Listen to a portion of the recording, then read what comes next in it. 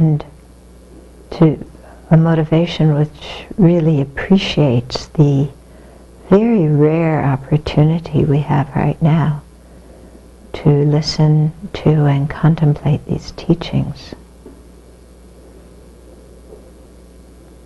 Because there could be so many interferences, so many obstacles that could have arisen, which would make it impossible for us to have this time right now. And yet, those obstacles didn't arise, and the good karma ripened so that we have this opportunity. So let's really appreciate that and make good use of it. Really dedicating our energies for the welfare of all beings.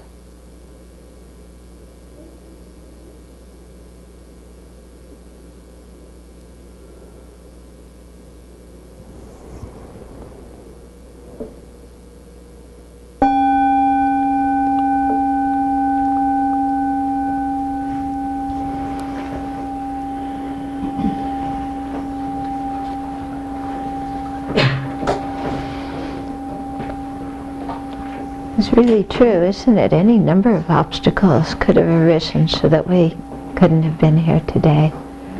There were 5 people who we expected to be here at the retreat with us, that at the last minute things came up and they aren't here.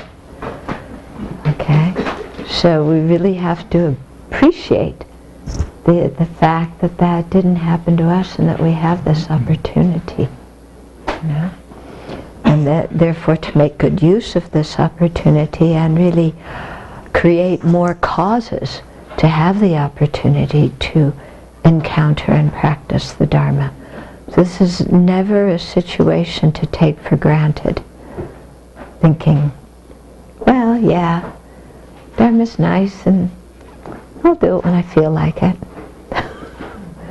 Yeah, it'll always be here. I'll always be here. Yeah, later. When it's more convenient. Yeah, so to not have that attitude, but to really take advantage of what's before us. Mm-hmm. And if we live our life with that kind of enthusiasm and appreciation for every opportunity that we have, then our life is really filled with a lot of delight and a lot of joy. Yeah. Whereas if we have a mind that doesn't appreciate our opportunity, whether it's a Dharma opportunity or any opportunity, then whatever we have is just kind of blah. And we feel blah in our life. Yeah? But when we really open our eyes, we have so many opportunities, and especially regarding the Dharma. Okay? Especially. Okay. So yesterday we finished talking about the 7 points of cause and effect, you know, the 7-point instruction of cause and effect for generating bodhicitta. And then we also went through part of Kamalashila's middle stages of meditation, where he talked about how to meditate on compassion. So that's a very good way to remember, you know, first thinking about the dukkha of ourself and others, and then, you know, seeing sentient beings as lovable, and then wanting them to be free. Okay? So on to the next verse. So some of these verses will go quite quickly, other ones take more time.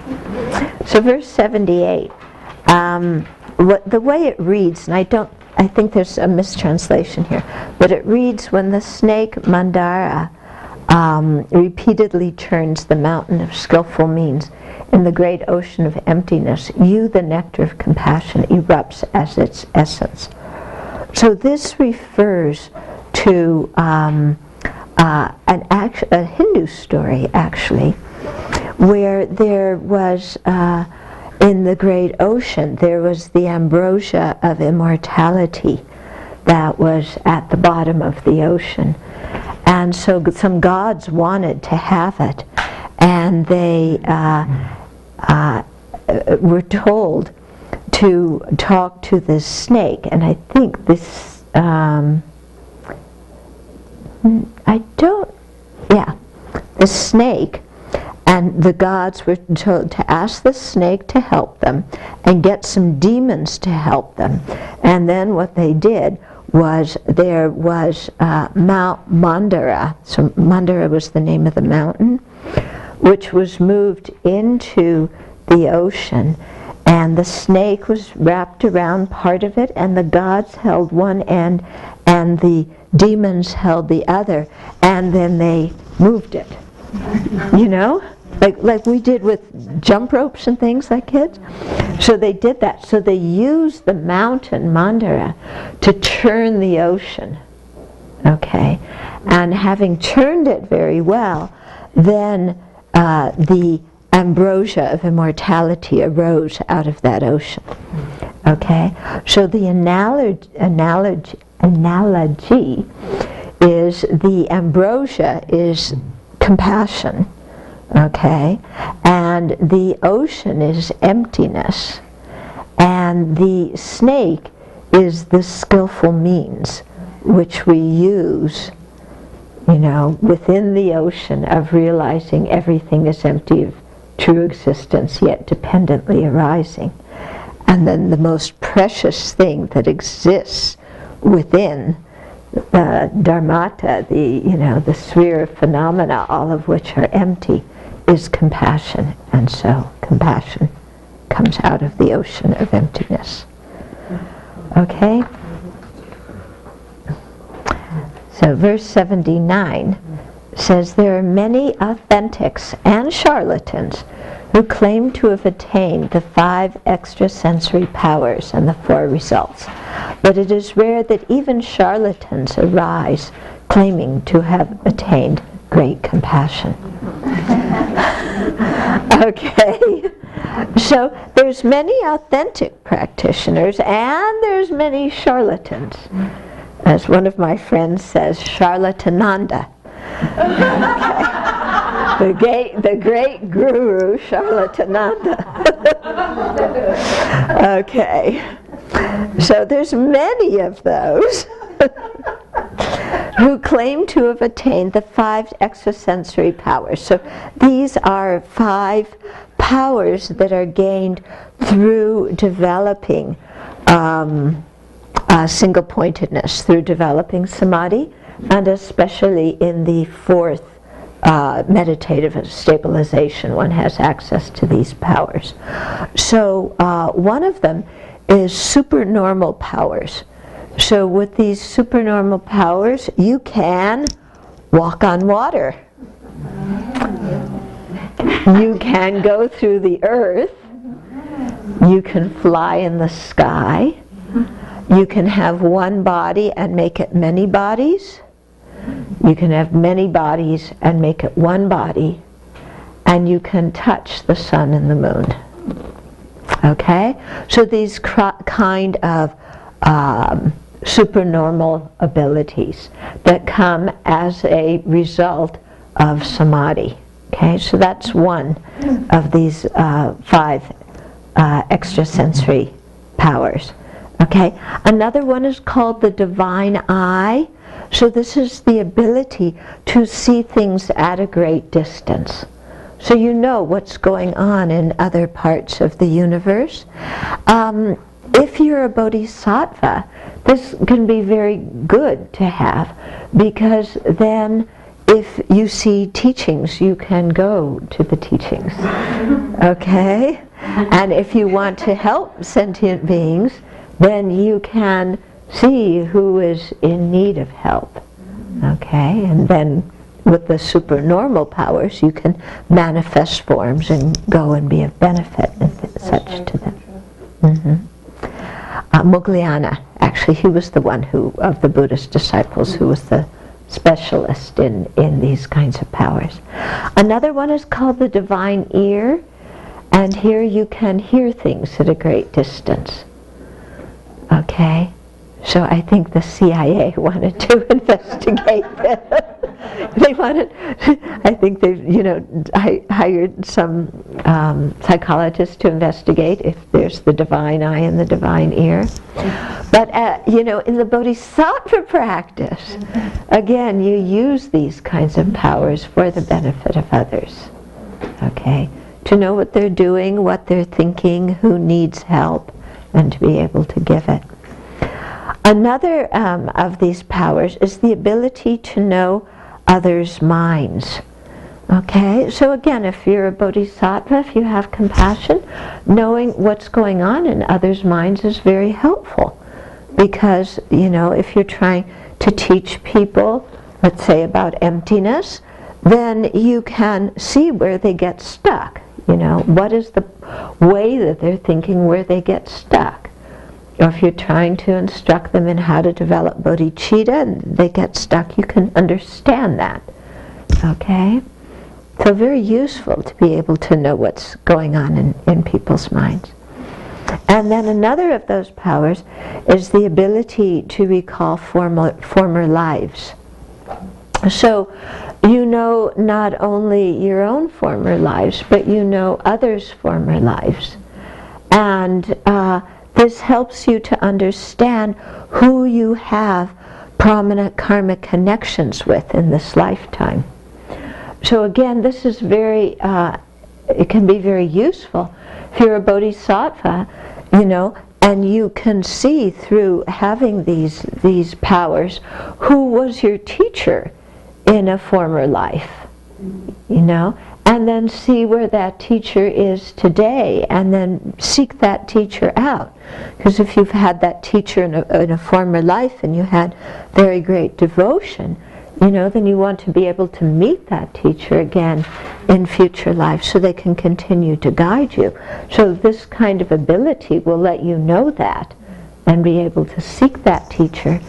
In the same way, if you want to be of benefit to sentient beings, knowing your former lives and seeing which sentient beings you had what kind of karma with, then you can also know who is alive today that you have karma with, and go out and try and meet those people, because you know that they can benefit from listening to the teachings that you give, or offering service or whatever.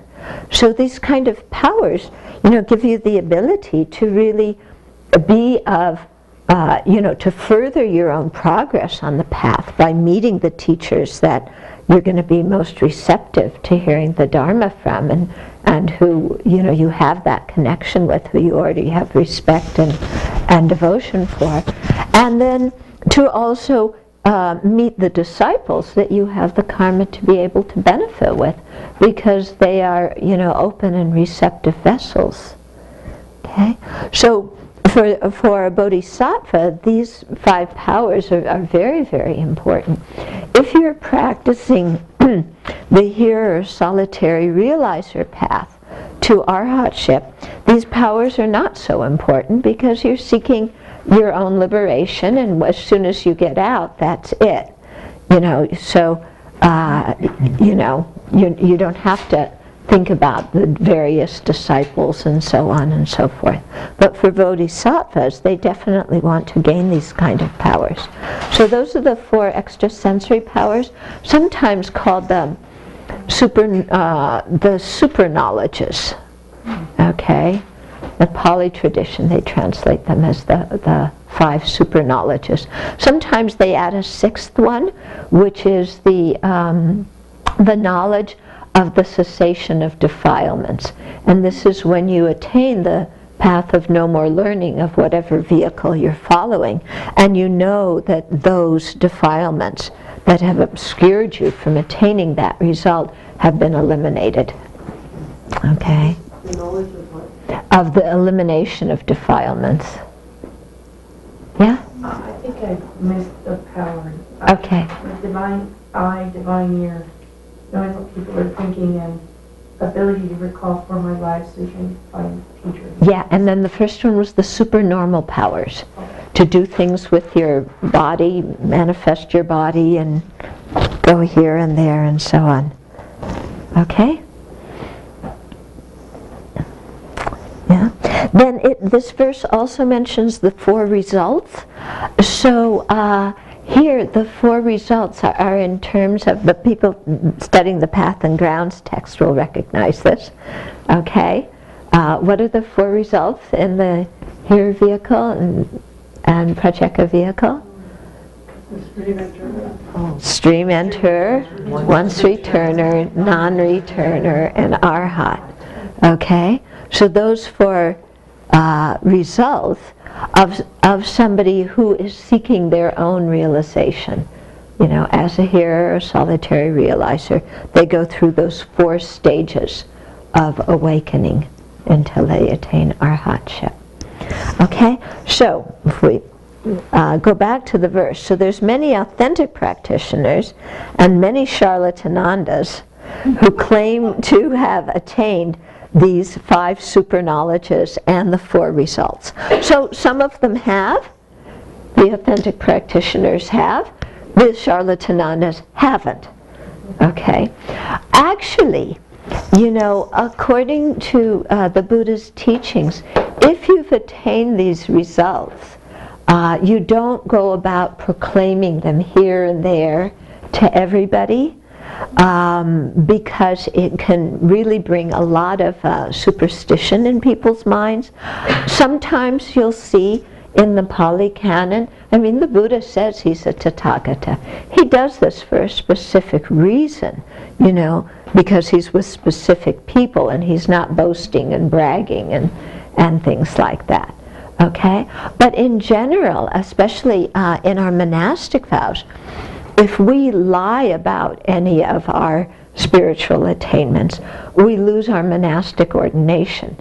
It's a very, very serious kind of infraction. Okay? So much so that you're no longer a monastic if you do it. But then there's also a lesser vow that even if you've attained, you know, some of these kinds of things, you don't go around just saying it here and there, even if you're telling the truth. Okay. Now some people come up and they say, well, why not? You know, if a teacher came in and said, I'm a Buddha and I've realized this and realized that, then I would have so much faith in them and I'd really be able to devote myself to following the path. But right now, I don't know what level of realization they have, and they just look like some ordinary Joe Schmo to me. So why should I believe them? Okay, so I've had people say this to me, you know, why doesn't the Dalai Lama just, you know, come out and say, yes, I'm Chenrezig. Okay? You know? Yeah. Enough with it all. You've been bugging me all these years, yes. Okay. Well, the reason His Holiness doesn't do this is because our mind is pretty infantile. And what would we do? Worship him. We would worship him. Would we practice what he teaches? No. We would just worship. Okay? So this is why, you know, the great masters don't go around saying what they've realized and making all these claims, because it's not good for our mind. We would just go, you know, kind of be starstruck and worship and not practice at all. Okay? And so that wouldn't help us. It wouldn't help us one single bit. Okay? So that's why they don't do it. So I always tell people, if you meet a teacher who is claiming to have realized this and attained that, hold on to your wallet. Okay? I mean, there's a lot of them. And, you know, I had somebody come to me, there's some guy, I don't know where he is now, but a few years ago, who was claiming to be Buddha Maitreya, and somebody else calling himself Dorji Chang, you know, the real Dorji Chang, And, you know, and telling people to give them a lot of money, that they would create great merit doing so. Or alternatively, you know, you get great blessing if you're a woman to have sex with a man that has realizations. Hey, wait a minute. You know? So this kind of thing is not kosher. Yeah, this is not kosher. And I've seen a lot of it, and it tainted my view of particularly Tibetan Buddhism. Yeah. Well, it's happened in all the traditions, actually. But it came to Santa Cruz that last time. Yeah. Yeah. We corrected it. So, you know, that's why we just like keep it simple. Yeah. And don't look for, you know, kind of glowing, raving, you know, spectacular things to happen. Yeah, really keep it simple in your own mind. And His Holiness is always saying that the Tibetans rely too much on titles, you know, that they're infatuated with titles, and that they're infatuated with how high the throne is. He told this story once of, you know, when the disciples come, you know, to listen to a public teaching. So the high lamas come, like to listen to the teaching of, you know, the Dalai Lama or some other one. That their disciples come and put, you know, boards under their teachers' seats so that their teachers are higher than the, you know, the lama sitting next to them, you know. So, oh, look at my teacher. He's sitting on the highest. Yeah. So he talks about this. He said that's not the way to assess the qualities of a spiritual mentor. You know? Yeah. Yes? Just a question. When I think about other religions, say Christianity with Jesus Christ, is that part of the, you know, I equate that to people seeing Him walk on water or change things in the food and then worshiping Him. Yeah. Instead of trying to be more like Him. Right. Is that what they're saying? Yes, you got it, Tree. That's it. That's it. You know? And, you know, us beings with limited minds, we tend to worship instead of practice. Okay. So, although you may find authentic practitioners and charlatans who claim these results, okay, but it's rare that even a charlatan will claim to have great compassion. Yeah? Why won't a charlatan claim to have great compassion? Pretty easy to spot if he does in practice. Well, it's easy to spot if they don't. But it's not spectacular and jazzy like these, you know, like these super normal powers are. Okay? So, it's just the FedEx man. Don't worry. It's not somebody, you know, rolling up the hill in their chariot. Yeah, it's not charlatan. Okay. So, you know, nobody claims to have great compassion, which is interesting because it could be because it's easy to spot if they don't. But it's also because, you know, somebody who's looking to be charismatic and have a lot of followers, compassion is very far from their mind. Yeah. And they want to attract people with jazzy stuff. And those disciples have the kind of mentality where they won't be attracted by compassion. They'll be attracted by some kind of supernormal powers. Okay? Plus, if you say they said they had great compassion, then all the followers would expect and have big expectations that you know, that they're going to solve my problem or listen to my issues. You and it just gets kind of overwhelming. For them. Yeah, that's another good Or actually reason. give money to them instead of you giving money to. You had such great compassion. You gave me $100,000. Yeah, but it's true. They would. The disciples might expect you to just dote on them and listen to their whole life story 15 times, and you know. Maybe it's just too much work. Maybe it's just too much work. Yeah. Too much work. What, to be compassionate? For them.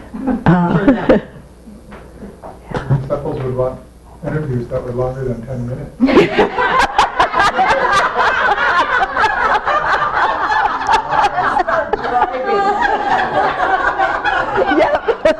We're treading on thin ice here.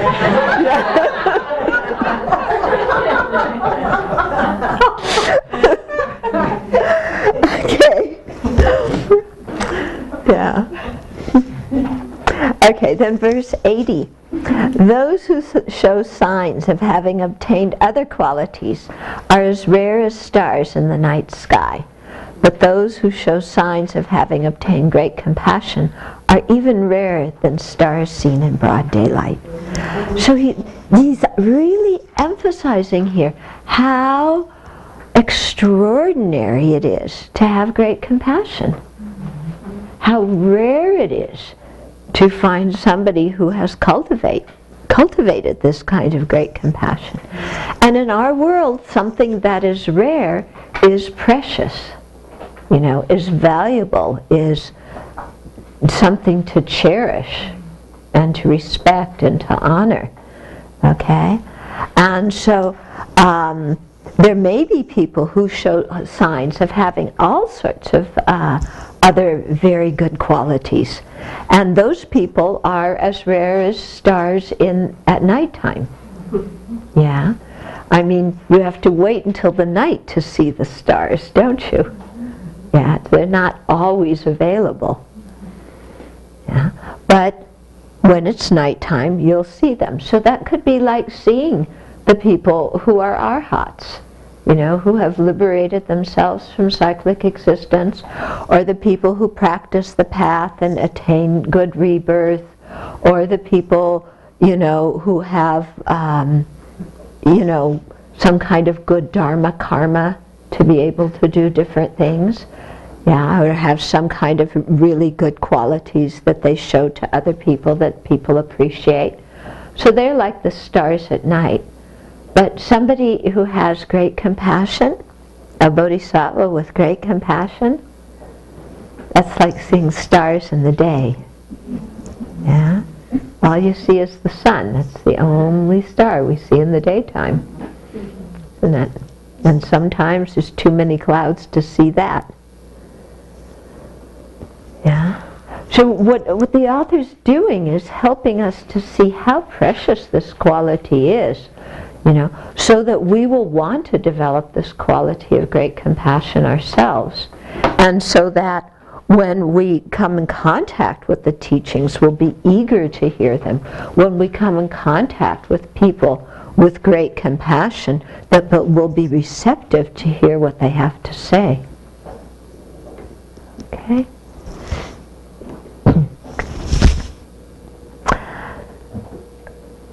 Okay. So verse 81, that is why the Prajnaparamita Sutras attest that the existence in the billion world systems of a being who has obtained the precious supreme mind of compassion is just barely possible. Yeah. So the Prajnaparamita Sutras, those are the Perfection of Wisdom Sutras. There's quite a number of them.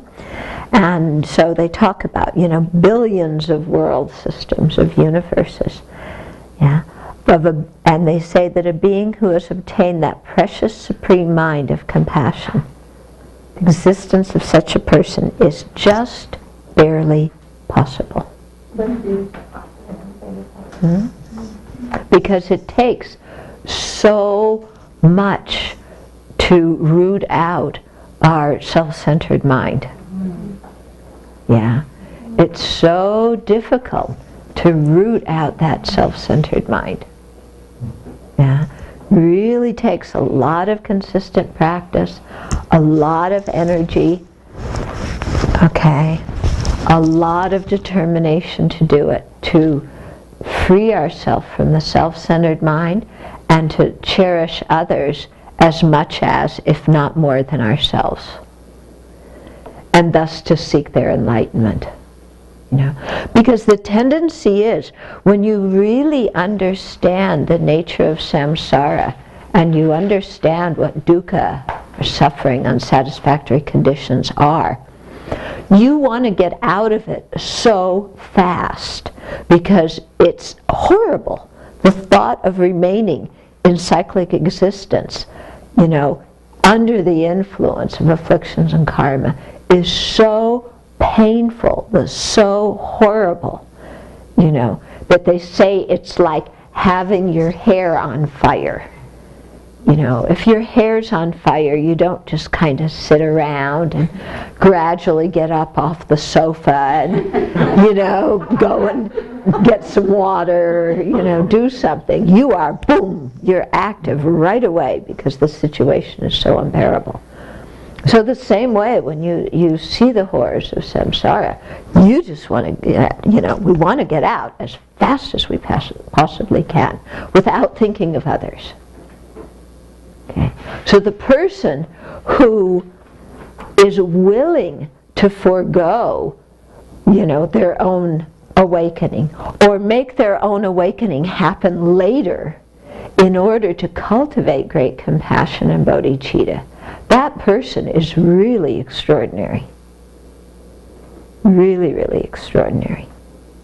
Okay?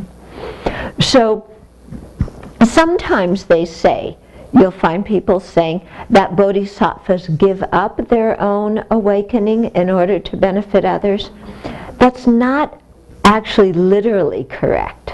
It's not that bodhisattvas never attain awakening and always remain in samsara. That's not it. Because they know that they're going to be of much greater benefit to others if they attain the full awakening of a Buddha. Okay. But they have a mind that says, if it is of more benefit to sentient beings for me to remain in samsara than to attain awakening, I'm willing to do that. Okay? And considering that the hearer path, from the time you generate renunciation to the time you attain at the end of that path, you know, arhatship, can take 3 lifetimes. And the solitary realizer path can take 100 eons. But the bodhisattva path, from the time of generating bodhicitta to attaining full awakening, is 3 countless great eons. Then you see that a bodhisattva does remain in, you know, cyclic existence to create the merit that is needed to make their realization of emptiness such that it can eliminate the not only afflictive obscurations but also the cognitive obscurations from their mind stream. Okay? So the bodhicitta is so strong, yeah, that instead of just let's do 3 lifetimes and get out of samsara and be done with this, you know, they hang around on the path of accumulation and path of seeing for 1 countless great eon, you know, not only meditating on emptiness, but especially accumulating the karma that can, you know, make their minds powerful enough to eliminate the afflictive not only the afflictive, but also the cognitive obscuration. Then they spend another countless great eons on the first 7 of the bodhisattva bhumis, the bodhisattva grounds, and then another countless great eon on the last 3. Okay, before they attain the full awakening of a Buddha. Okay, so people who want to do this are rare. Yeah, Because our self-centered thought isn't just our ordinary, selfishness that we have here of, I want the last piece of pumpkin pie, and, you can do the dishes, and, I'm not on the road, or you do them. It's not just this kind of self-centeredness. It's also the self-centeredness of my Dharma practice. And I want the results from my Dharma practice quick. I don't want to stay in samsara. I want out quick. Okay, so that's a special kind of self-centeredness. Yeah? Where we're really, very partial towards our own awakening. Yeah? And okay, I have compassion for others. I wish them to be out of samsara too, but they're not my concern. I'm getting out. So arhats have compassion, and followers of the Viharan solitary realizer vehicle, depending on the individual, may cultivate compassion or may not. So it's an individual choice, but many of them do. But they don't have the great compassion and the bodhicitta that's going to work for the benefit of all sentient beings. Or even one sentient being other than themselves. Yeah? So to think of, working for the benefit of all sentient beings and hanging around until they're all free from cyclic existence, somebody who's willing to do that is quite remarkable, don't you think? Quite remarkable. Yeah? And that's what we are aspiring to do. Okay? So, instead of thinking about it like, oh, this is just too much, I think I want to be a hearer. Instead of thinking like that, think, but it is possible for me to become a fully awakened Buddha. This is possible. Okay? And from the very beginning, even before I enter the path, I'm going to habituate my mind with bodhicitta and make very strong determination to follow the bodhisattva path so that I never get sidetracked. And becoming a charlatananda who wants fame and recognition in this life, or becoming an authentic hearer, solitary realizer who wants their own liberation. I want to really, from the very beginning, right now, say I am going towards full enlightenment. And I don't want to take any detours in getting there. And I don't want to deceive any sentient beings, especially about a spiritual path. Because I think that's one of the greatest deceptions, to do. The greatest betrayal of trust. So, really, even now, we may not be anywhere even close to entering the path of accumulation. But that doesn't matter. Right now, making those determinations and setting ourselves in this bodhisattva path, no matter what. Yeah? Plant that seed in our own mind again and again and again and again.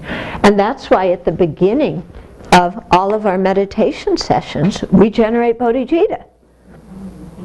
Okay, that's why when we wake up in the morning, we generate bodhicitta. Okay. Yeah, Heidi? Oh, Yeah. I was wondering if there's an extra copy of the verses. I don't have. Oh. We'll get that. You can. Yeah. Okay. Yeah. Well, I wanted to just question about that rarity of it.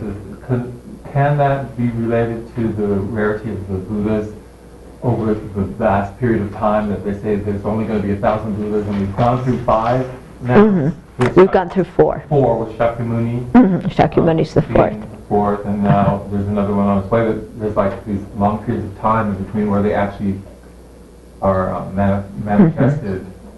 Yeah. Yeah, in one way you can look at it that way, that there's fewer Buddhas than Arhats.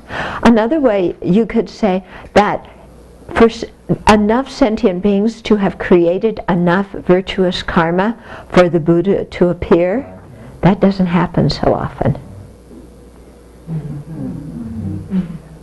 Yeah. Doesn't happen so often. Okay. So we're very fortunate to live in a time when the Buddha has appeared and when the lineage of Shakyamuni Buddha's teachings still exist.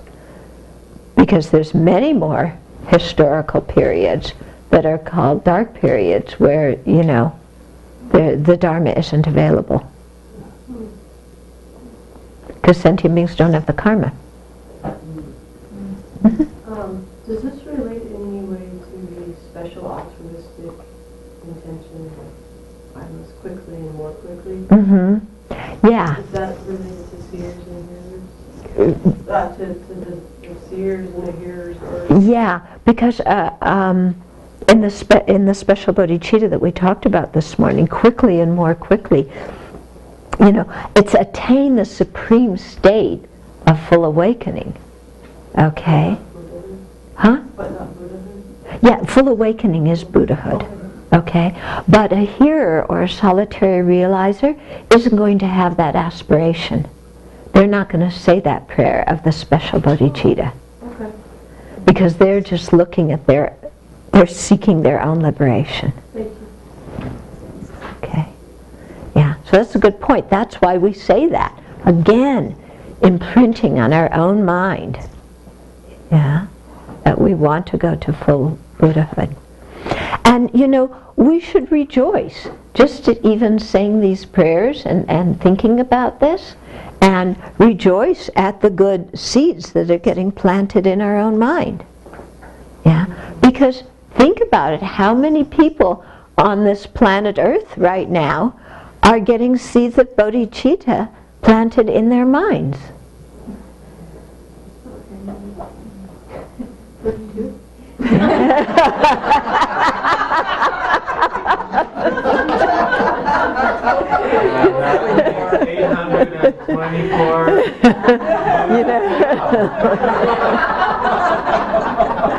Okay.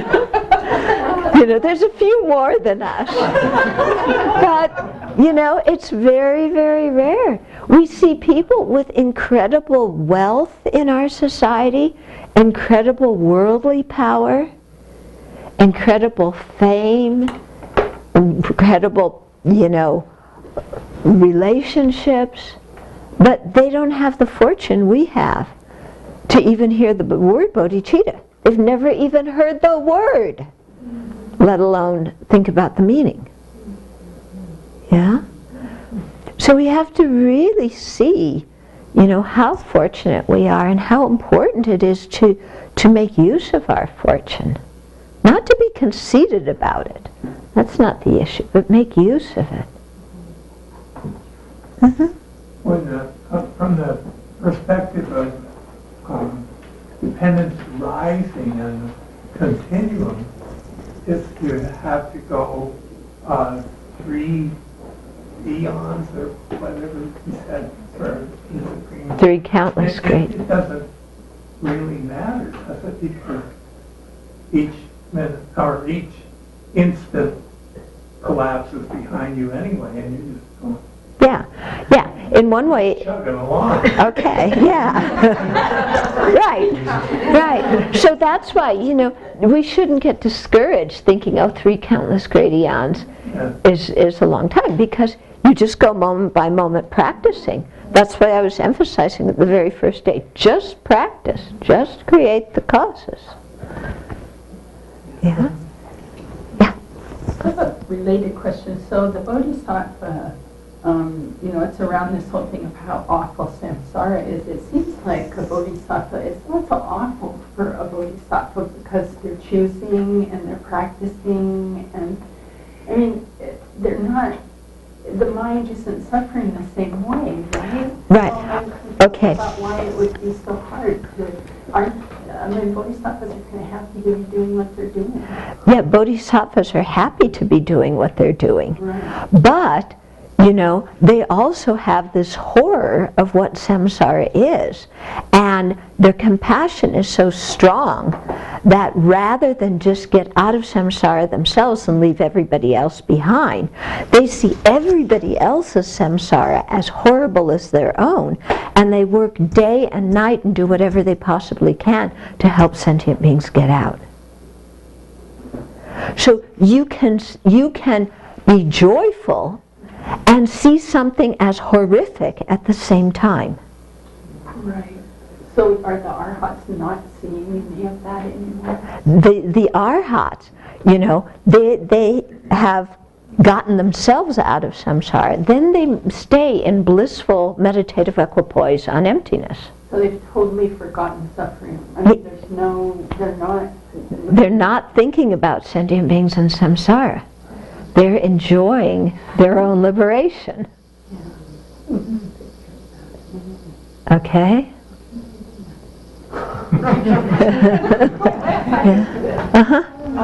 So Chenrezig is not a bodhisattva, he's a Buddha.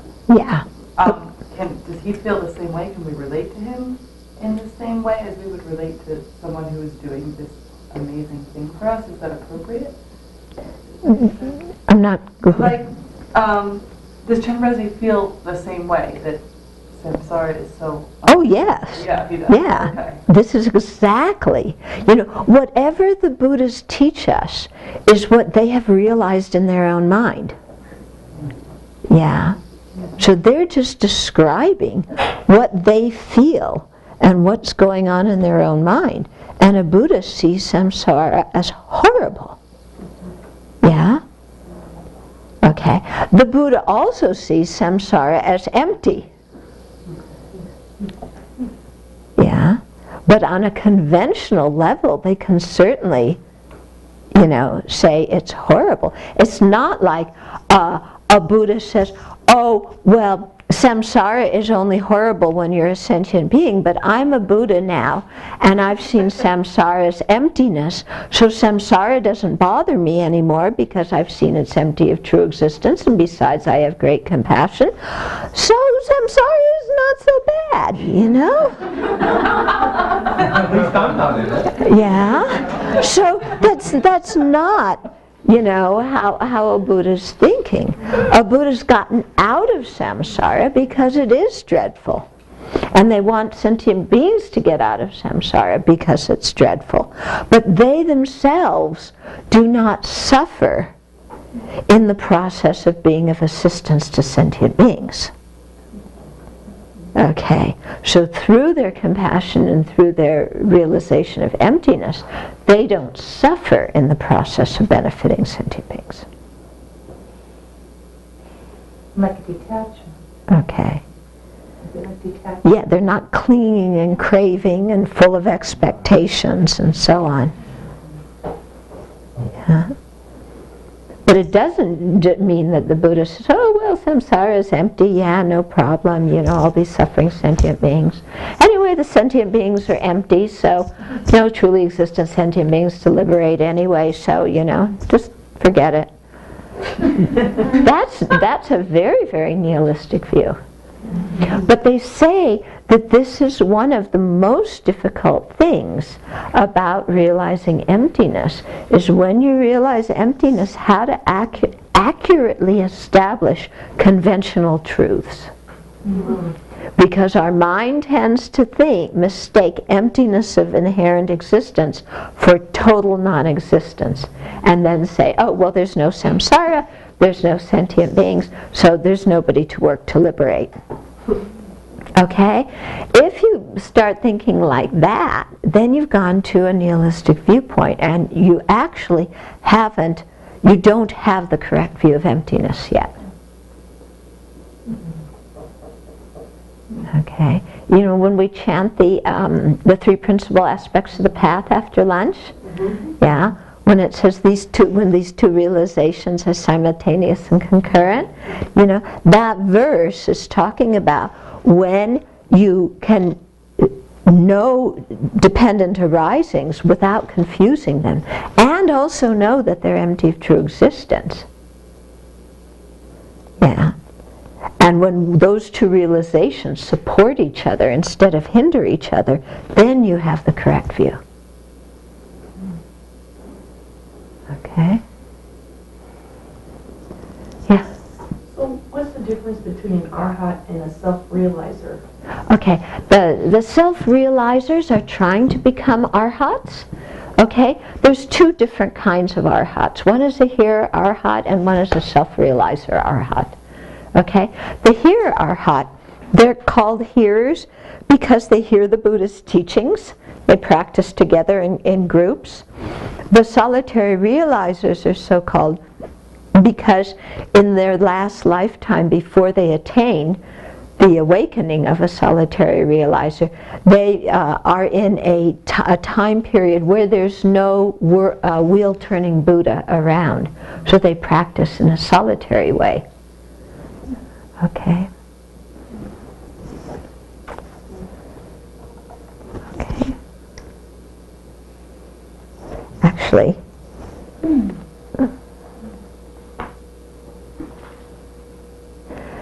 getting into the, are there any more questions? Yeah. I think that I think about our discussion about happiness. I don't get the sense that we really know that virtue creates happiness. And so I'm kind of thinking that it would be easy, well, then we had this discussion about what is happiness, and then the idea of contentment came up. And I would think that that idea could actually lead you to be like an arhat, because you get stuck. Okay, so in I have 2 points, I guess. Okay. I really don't feel like, at least for myself, that I see. I mean, I understand it intellectually, but when I look at my emotional world and how I move through the day, it's still so externally driven that I can't tell you that virtue is the first thing that comes to mind. I mean, it makes sense to me when I think about karma, but I can't say that that drives my day-to-day. Yeah. Yeah, okay, so this is one point. Did this come up in, a number of groups? Yeah, it's true, isn't it? Because we are so hooked into objects of the senses, so entranced by them, so sure that they hold the key to happiness and that they are what make us suffer. Yeah. And it seems like then, if that's true, then then what we should do in life is line our duckies up and get the external things that we want and get rid of the ones that we don't want. Get them as far away from us as possible. And so, that is our usual, what's the cause of happiness? Money, possessions, beauty, fame, sex, all these things, food, music. These are the cause of happiness. What's the way to have happiness? Get them. And whatever I have to do to get them doesn't matter. It's the getting them that's important. And so that is the attitude that leads us to create a lot of non-virtue. Because that's the attitude by which we take what hasn't been given, harm other sentient beings who interfere with our getting our happiness. When you look at all 10 of the non-virtuous pathways, they're all, we go after them because of the view that happiness comes from external things. Yeah? So it is a big, big shift in our mentality to think that happiness comes from virtue and that unhappiness comes from negative karma or destructive actions. It's a big shift for us. It's a huge shift. And it's one of the first, it's a major shift that we have to make in our Dharma practice so that our Dharma practice really goes ahead. Yeah? And it really necessitates, believing that, if I act with a good intention and do a constructive action, that's what's going to cause happiness. And if I act with a bad intention and do a destructive action, it's going to cause unhappiness. And to think about this in the long term, because it certainly is true, if I rip people off, I get immediate happiness of having more money. You know, if I sleep around with other people, I get the immediate happiness of that. So people could say, but you know, since objects do bring immediate happiness, and non-virtue does bring happiness, I get happiness from these things. But what we're talking about is long-term happiness. What happens in the future? Not just the immediate 30-second happiness that you have from, you know, not paying all your taxes or, you know, having a great boyfriend or whatever it is. Yeah. But also, when we begin to really look in our own mind in a deeper way, we see that negative karma, you know, destructive actions, they may bring an instant happiness in our mind. But later on, even in this lifetime, forget future lifetimes for a minute, even in this lifetime, we don't feel good about ourselves. Okay? We have a conscience, don't we? And our own integrity is very important. And when we don't act in a proper way, we lose our own self-respect.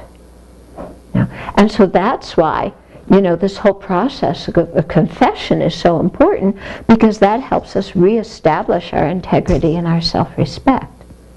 Yeah. But you can see how all these issues are really intertwined, aren't they? You know, all these issues so intertwined. Yeah? But really, you know, thinking about karma a lot is very important. Okay. Well, one of my teachers, when I lived in Italy, you know, he would teach about karma a lot.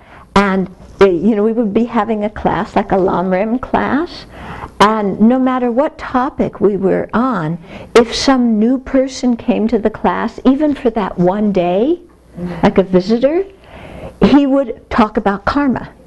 You know? And I remember thinking, can't we, you know, kind of keep going in the text? You know, do we have to keep talking about karma because of this one person came? But now I really see, you know, the reason why he did that. Huh? Yeah. So the temporal pleasure that arises from doing destructive actions, does that also result from previous virtuous action? Yeah. From previous virtuous action. Not from the negative action that you did. Yeah. Okay. So we have something to think about here, huh?